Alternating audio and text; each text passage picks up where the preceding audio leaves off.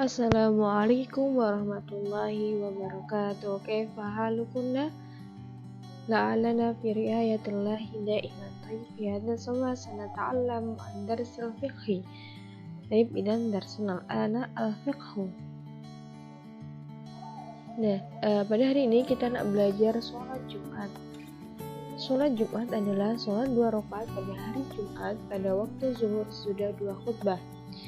Jadi sholat Jumat itu hanya dilakukan pada hari Jumat, yaitu pada waktu zuhur. Orang yang telah menjalankan sholat Jumat tidak perlu mengerjakan sholat zuhur pada hari itu.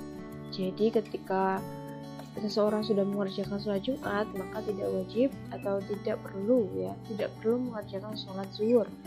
Sholat Jumat hukumnya fardhu ain, yaitu wajib bagi laki-laki dewasa, tidak dalam berpergian dan bukan budak belian.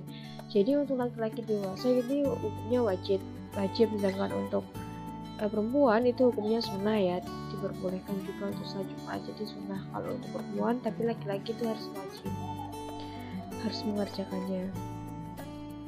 Nah, di sini pun ada syarat-syaratnya. Yang pertama, diadakan dalam kampung, yakni di tempat yang ramai tidak terpencil. Jadi diadakan di masjid besar gitu. Maksudnya besar itu seperti apa? Masjid yang didatangi banyak makmum kayak gitu.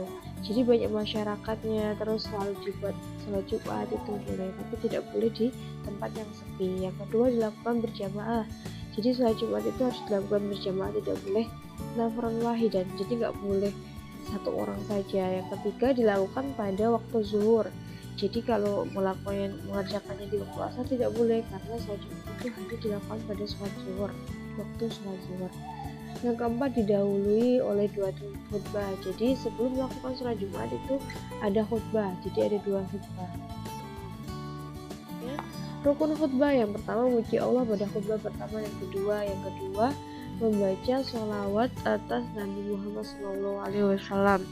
Yang ketiga, memberi nasihat wasiat agar hadirin takwa, takut kepada Allah. Yang keempat, membaca ayat Al-Quran. Yang kedua, berdoa untuk orang-orang mukmin pada khutbah kedua. Jadi rukun khutbah itu tentang memuji Allah dan mengagungkan Allah ya, dari khutbah pertama dan kedua. Dan selanjutnya membaca sholawat dan memberikan nasihat-nasihat yang dapat memperkuat atau mempertebal keimanan. Jadi lebih ketakwaan kepada Allah. Syarat khutbah yang pertama, dikerjakan dalam waktu zuhur. Jadi harus pada waktu zuhur ya. Yang kedua, khatib harus suci dari hadas dan najis.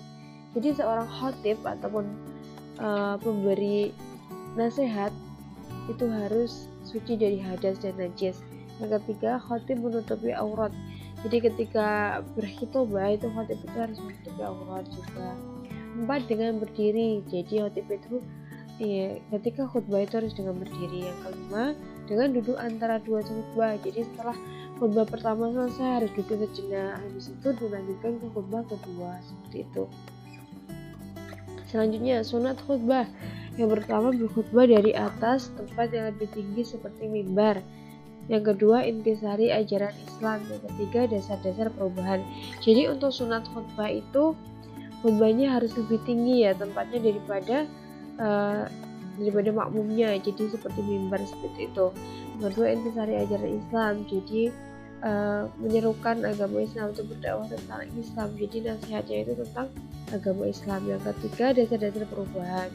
Jadi perubahan-perubahan sebagai penunjang agama seperti itu. Selanjutnya, halangan sholat Jumat. Yang pertama, sakit. Yang kedua, hujan lebat. Jadi ketika kita sakit dan tidak mampu untuk pergi ke mushola ataupun ke masjid, maka diperbolehkan bagi laki-laki. Kedua, hujan lebat. Ketika hujan lebat itu tidak apa-apa, tidak Jumatan, sholat Jumat ya untuk laki-laki. Kalau sholat Jumat untuk perempuan kan sunnah, jadi tidak apa-apa. Baik, selanjutnya cara mengerjakan sholat Jumat. Yang pertama ya, apabila seorang hendak mengerjakan sholat Jumat, lebih dahulu mandi, membersihkan gigi, rambut, kuku, serta pakaian yang paling baik dan bersih, dan juga memakai wangi-wangian yang sedap jika ada. Kemudian pergi ke masjid. Jadi apabila seseorang itu mau melakukan atau melaksanakan sholat Jumat, jadi lebih baiknya didahulukan dengan mandi, membersihkan diri dari najis kecil maupun besar, hadis kecil atau besar. Terus membersihkan gigi, menyikat gigi, terus rambut atau kamas dan kuku, serta memilih pakaian yang suci dan bersih. Nah, apabila kalian memiliki wangi-wangian atau parfum itu boleh digunakan, tetapi parfumnya harus non-alkohol, yang mana parfumnya itu tidak mengandung alkohol. Yang kedua, di masjid lebih dahulu sholat 2 rakaat tahiyatul masjid. Jadi sholat 2 tahiyatul masjid itu lebih baiknya ya. Kemudian duduk di tempat yang terdekat dengan khatib atau imam dengan tenang, tiada pembicaraan sampai selesai khutbah.